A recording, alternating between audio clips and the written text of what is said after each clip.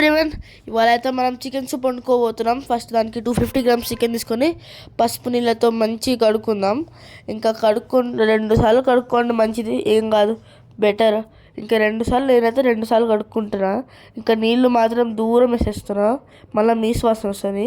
తర్వాత ఒక చిన్న కుక్కర్లా 250 గ్రామ్స్కి సరిపోయేంత కుక్కర్లా ఇవన్నీ నేను చూపిస్తున్న స్పైసెస్ వేసుకోండి. ఇంకా దానికంటే ముందు నెయ్యి కూడా వేసుకోండి. నేను ఇక్కడ చూపించలేదు ఎంత నెయ్యి వేస్తున్నా, కానీ మీరు కొంచెం నెయ్యి వేసుకోండి. నేను బై మిస్టేక్ చూపించలేకపోతున్నా, సారీ. సో ఇంకా దానిపైన చికెన్ వేసేసుకుందాం. చికెన్ వేసేసుకున్నాక దాన్ని కొంచెం తిప్పుతూ ఉండండి. తిప్పుతూ ఉంటే దాన్ని అది అతుక్కోకుండా ఉంటుంది. తిప్పుతూనే ఉండండి, నేను తిప్పుతూ ఉంటుంటే అది ఈ కలర్లో వస్తుంది. ఈ కలర్లో రాగానే దాన్ని మంచిగా తిప్పుతూనే ఉండండి. అంటే ఈ కలర్ వచ్చిందంటే మంచిగా అవుతుంది అనమాట.